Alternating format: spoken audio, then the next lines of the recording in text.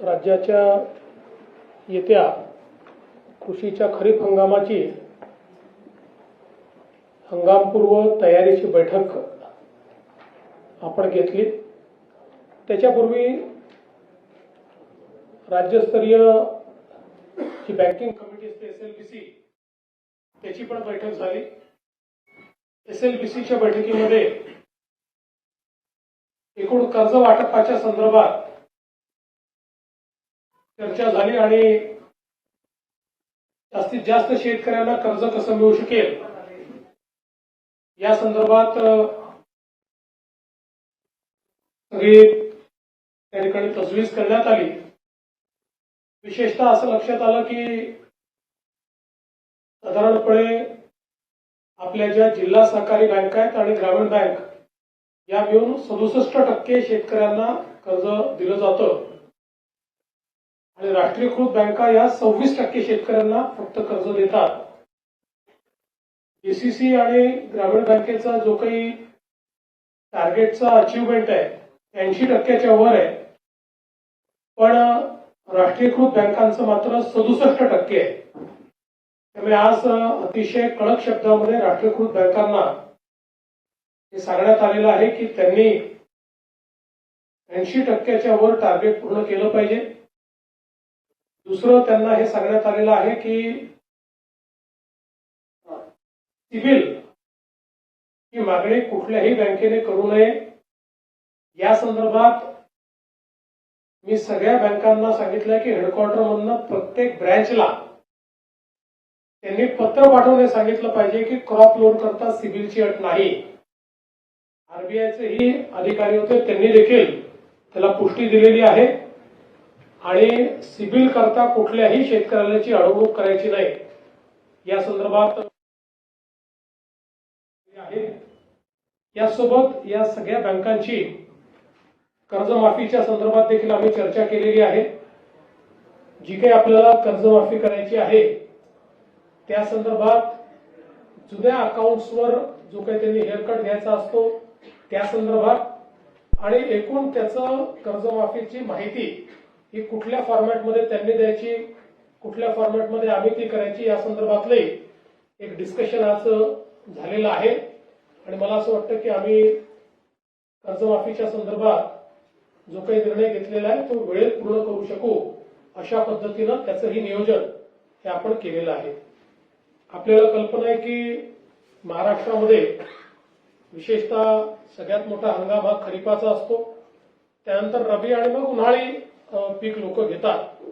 साधारणपणे खरीपाचं क्षेत्र जे आहे ते 152 लाख हेक्टरचं क्षेत्र आहे आणि याच्यामध्ये साधारणपणे सगळ्यात मोठं क्षेत्र हे सोयाबीन आणि कापूस जवळपास 88 लाख हेक्टर त्या ठिकाणी असतं आणि बाकी मग इतर पिकं आहेत। ऊसही आपल्याकडे मोठ्या प्रमाणात आपण घेतो।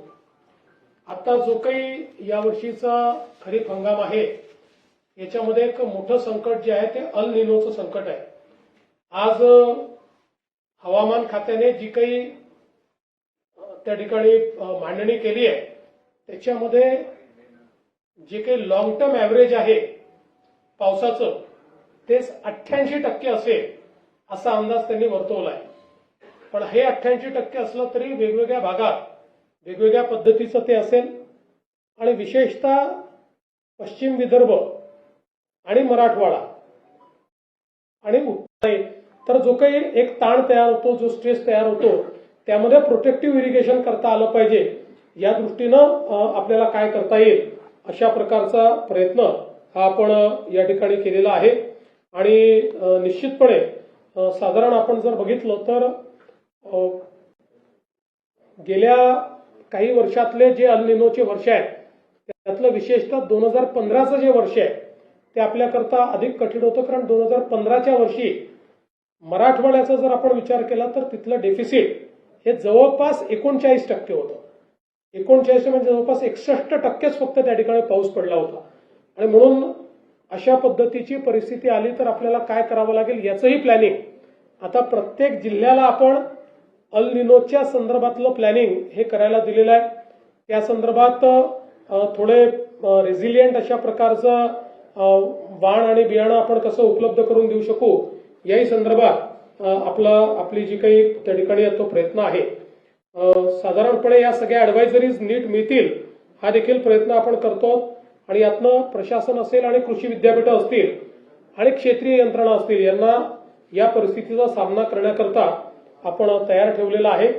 त्यामुळे आमची ही पण विनंती असेल की पाण्याचा महत्तम किंवा ऑप्टिमम उपयोग आपल्याला कसा करता येईल अशा प्रकारचा आपल्याला प्रयत्न करावा लागेल. पाणी कमी आहे असं समजून आपलं पिकांचं सायकल हे आपल्याला कसं नीट करता येईल त्या पद्धतीचा प्रयत्न आपल्याला केला पाहिजे. अर्थात जिथे विहिरींना पाणी आहे तिथे आपण त्या ठिकाणी समजा पावसात खंड पडला तर आपल्याला जी काही पिकं आहेत ते वाचवता येतील. आपल्याला माहिती आहे सिंचनाच्या संदर्भातही मोठ्या प्रमाणात आपण व्यवस्था उभ्या केल्या आहेत. बियाण्यांच्या संदर्भात आता आम्ही आढावा घेतला. प्रत्येक जिल्ह्यामध्ये आवश्यक त्यापेक्षा जास्त बियाणं उपलब्ध आहे आणि विशेषतः आता जवळपास 20.16 लाख मेट्रिक टनाची आपल्याला आवश्यकता आहे. त्याच्या अगेन्स्ट 28 लाख मेट्रिक टन एवढं आपल्याकडे बियाणं उपलब्ध आहे. यामध्ये सोयाबीन, कापूस, मका, भात, तूर, बाजरी इत्यादी बियाण्यांचा अगदी पुरेसा साठा आहे आणि आपला हा प्रयत्न आहे की सगळं बियाणं हे प्रमाणित बियाणं असावं या दृष्टीनं साथी पोर्टल आपण तयार केलं आहे.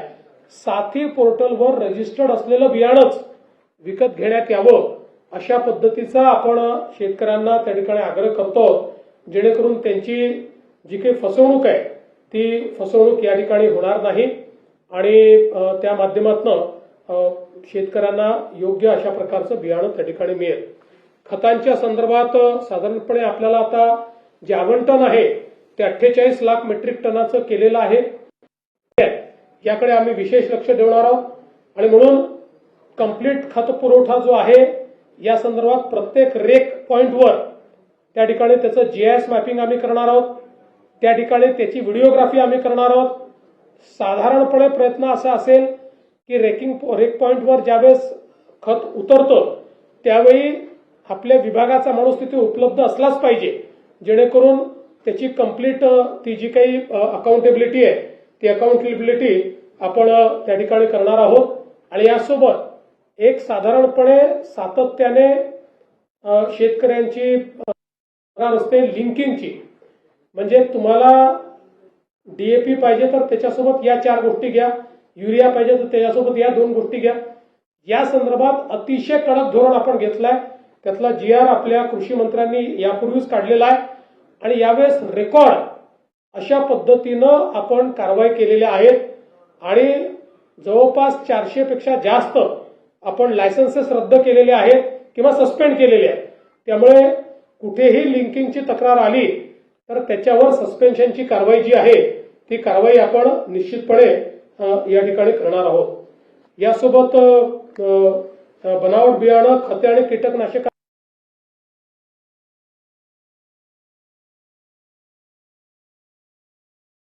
या भाषेमध्ये एजंट त्याला उत्तर देतो. त्यामुळे पूर्णपणे शेतकऱ्याला जी माहिती पाहिजे असेल क्रॉपिंग पॅटर्न पासनं, कीड नियंत्रणापासनं किंवा पुढच्या काळामध्ये जी काही पिकांचे भाव आहेत त्याच्यापर्यंत 100% सगळी माहिती ही या महाविस्तार ॲपवर शेतकऱ्यांना उपलब्ध आहे. आणि आपण कॉलिंगची सिस्टीम आहे म्हणजे आता आपण शेतकऱ्यांना या ॲपवर त्यांच्या भागात पाऊस कधी पडेल हे पण करणार आहे, किती पडेल साधारणपणे त्याचा अंदाजही त्यांना येणार आहे आणि या संदर्भात एक कॉलिंगची व्यवस्था पण आपण करतो की जो कॉल देखील त्यांना जाणार आहे. आणि साधारणपणे AI आधारित कॉल असला तर या इंटरॅक्टिव्ह कॉल असेल. हा जो AI एजंट आहे हा स्मार्ट एजंट असल्यामुळे जणू काही आपण त्या बाईशी उत्तर ही या कॉलच्या परिस्थिती उपलब्ध असलाच पाहिजे जेणेकरून त्याची कंप्लीट ती जी काही अकाउंटेबिलिटी आहे ती अकाउंटेबिलिटी आपण त्या ठिकाणी करणार आहोत. आणि यासोबत एक साधारणपणे सातत्याने शेतकऱ्यांची त्या ठिकाणी तक्रार असते लिंकिंगची, म्हणजे तुम्हाला डीएपी पाहिजे तर त्याच्यासोबत या 4 गोष्टी घ्या, युरिया पाहिजे तर त्याच्यासोबत या 2 गोष्टी घ्या. या संदर्भात अतिशय कडक धोरण आपण घेतलंय. त्यातला GR आपल्या कृषी मंत्र्यांनी यापूर्वीच काढलेला आहे आणि यावेळेस रेकॉर्ड अशा पद्धतीनं आपण कारवाई केलेल्या आहेत आणि जवळपास 400 पेक्षा जास्त आपण लायसन्सेस रद्द केलेले आहेत किंवा सस्पेंड केलेले आहेत.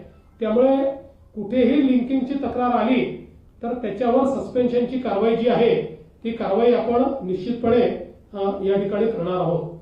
यासोबत बनावट बियाणं, खते आणि कीटकनाशकाच्या विरुद्ध बनावट जे आहे त्याच्या विरुद्ध एक मोठी तपासणी मोहीम ही आपण हातामध्ये घेतली आहे.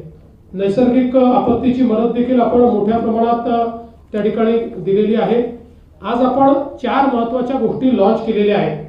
यामध्ये महाविस्तार 2.0 हा आपण एक ऍप आज त्याचं लॉन्चिंग केलंय. आपल्याला माहिती आहे की आता 40 लाख लोक महाविस्तार ऍपवर आपल्या आले आहेत.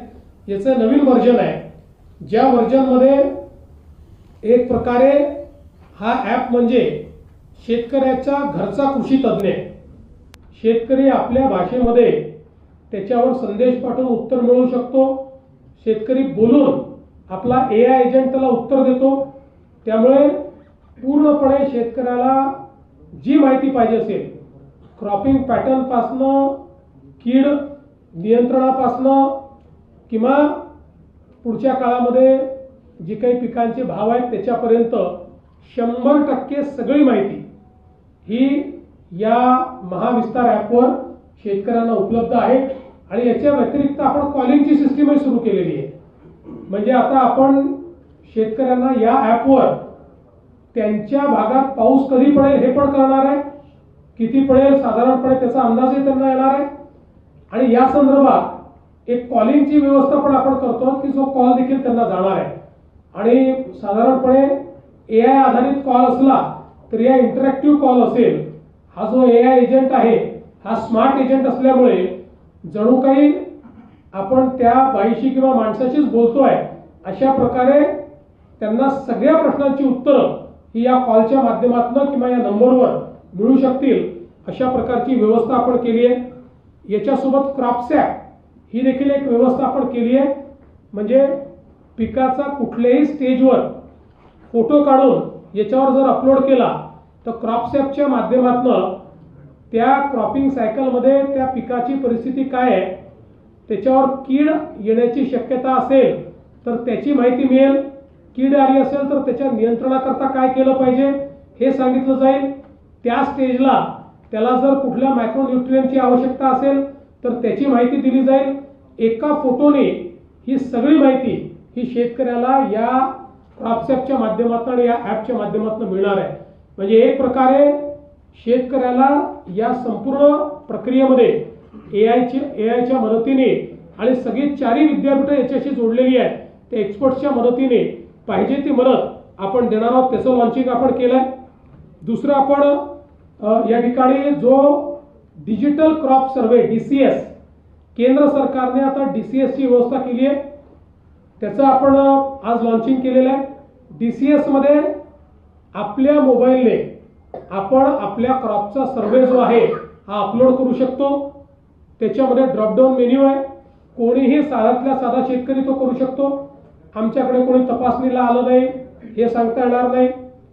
अनेक वेळा कापसाच्या ऐवजी सोयाबीनचा विमा काढला जातो म्हणजे किंवा दुसऱ्याच पिकाचा विमा काढला जातो, असं आता करता येणार नाही.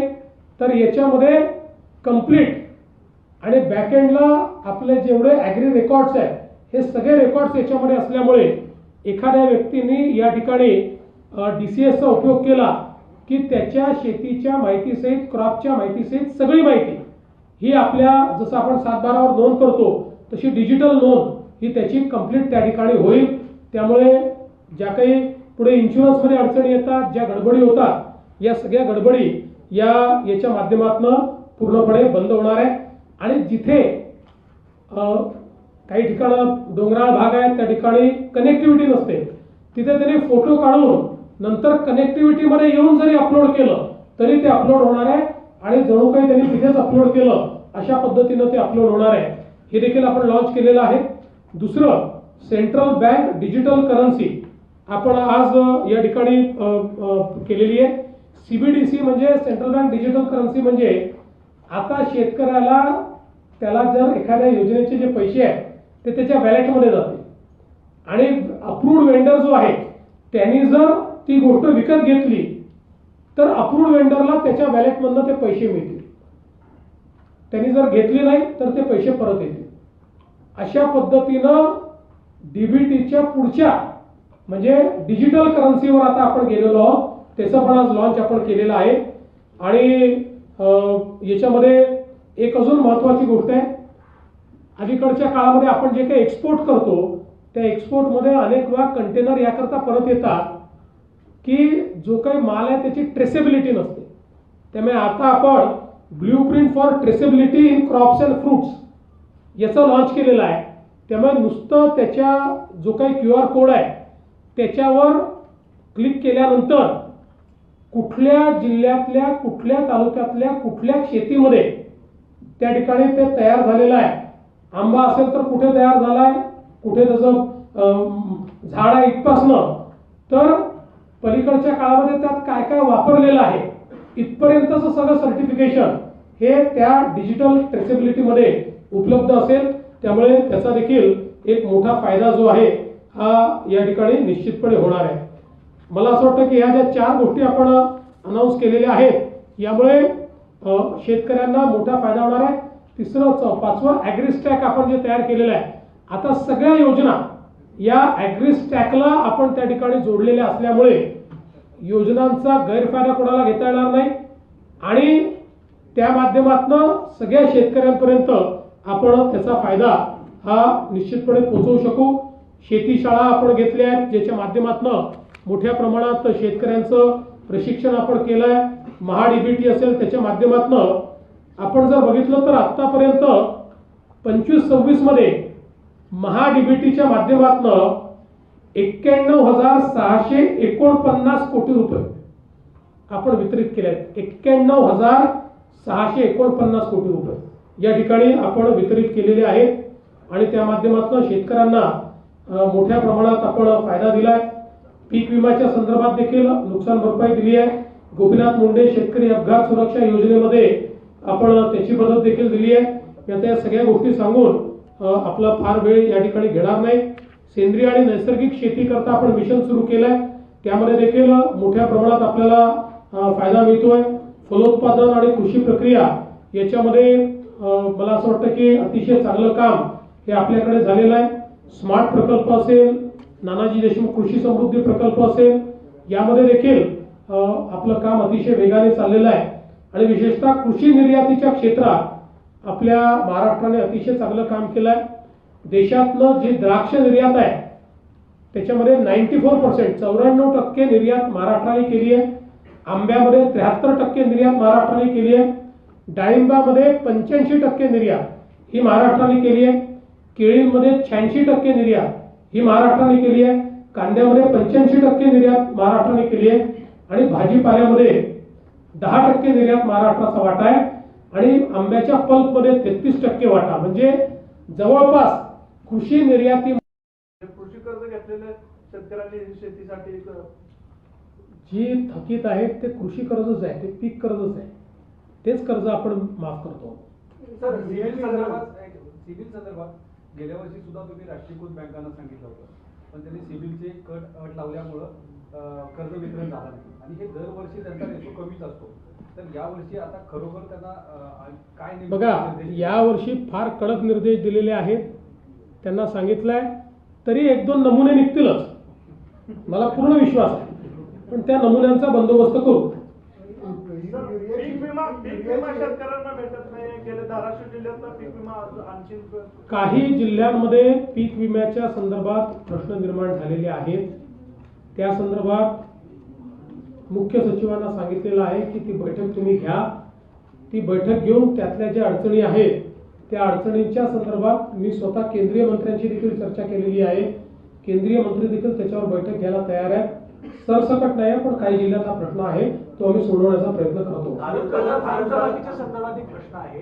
विधान परिषदेची आचारसंहिता लागल्यामुळे कर्जमाफीची अंमलबजावणी दूर पडेल, त्याला उशीर होईल असं साधारणपणे बोललं जाते. या कितपत तथ्य आहे? मला असं याकरता वाटत नाही की ही अनाऊन्स झालेली स्कीम आहे. एक दुसरं, विधान परिषदेचे जे वोटर आहेत ते या कर्जमाफीतनं वगळलेले आहेत. महानगरपालिका सदस्य, जिल्हा परिषद सदस्य हे त्या कर्जमाफीत नाहीच आहेत. त्याच्यामुळे आवश्यकता असेल तर आम्ही परवानगी घेऊ. आम्ही आता तर पहिली तयारी करतो. आवश्यकता पडली तर परवानगी घेऊ. बोनसचा प्रश्न प्रलंबित आहे. धान उत्पादक शेतकऱ्यांचा धान उत्पादक शेतकऱ्यांचे चुकाऱ्याचे पैसे पहिले देणं आवश्यक होतं. आज आम्ही ते रिलीज केले आहे. आता जो एक उल्लेख केला की अनुदानित खतांबरोबर विनाअनुदानित खतांची विक्रीची देखील सक्ती काही उत्पादक करतात, तुम्ही कारवाई सुरू केली. मात्र आता या काळामध्ये त्याची विक्री मोठ्या प्रमाणात होऊ शकते, तर त्यासाठी शेतकऱ्यांना नाही, आमचं आव्हानच आहे की त्याची तुम्ही तक्रार करा, आम्ही त्यांचा परवाना रद्द करू. सर वांद्रे इथे ती काल घटना घडलेली आहे. वांद्रे इथे अतिक्रमण वांद्रे ईस्ट म्हणताय. एक प्रश्न केला तर तिथे काय झालंय आणि आपण शेतीवरनं मुंबईवर आलेलो आहोत, परंतु असं आहे की त्या ठिकाणी रितसर अतिक्रमण काढण्याची जी काही कारवाई चालली होती त्याच्यामध्ये काही लोकांनी पोलिसांवर दगडफेक केली. दगडफेक करणाऱ्यांवर पोलिसांनी लाठीचार्ज केला. सगळे नियंत्रणात आले. जे दगडफेक करणारे होते त्यांना अरेस्ट केलं. युरियाची राज्याला गरज असते एका खरीप हंगामात साधारण 16 लाख टन, तर राज्याकडे 5 ते 6 लाख टन सध्या युरियाची उपलब्धता आहे. तर ही खूप अडचणीची. नाही, तुम्ही फार कमी सांगताय. आपल्याकडे 25 लाख टन आहे, त्याच्यात दुप्पट पाहिजे आपल्याला. पण मी तेच सांगितलं की आपल्याकडे आता जो स्टॉक आहे, उरलेला स्टॉक हा येत जातो. हा आपला बेस्ट स्टॉक आहे. म्हणजे याच्यामधला काही मागच्या वर्षीचा आहे जो कॅरी फॉरवर्ड झालेला आहे. आता या वर्षीचा स्टॉक येईल आपल्याला.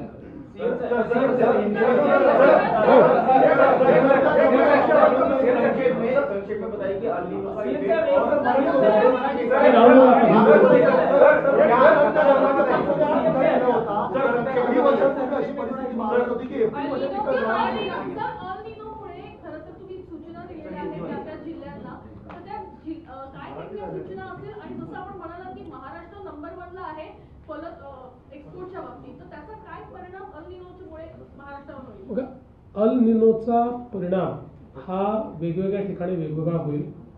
कारण जरी एकूण आपलं जे काही पाऊस आहे तो 88% दाखवला असला, म्हणजे 12%चा डेफिसिट जरी दाखवलं असलं तरी वेगवेगळ्या भागात ते डेफिसिट वेगवेगळं असेल.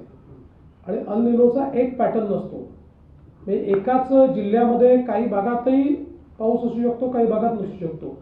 म्हणून साधारणपणे आपल्याला आता जो अंदाज येतोय त्यात अधिक काळजी ही पश्चिम विदर्भ आणि मराठवाडा इथे घेण्याची आवश्यकता आहे, ती आपण घेतो.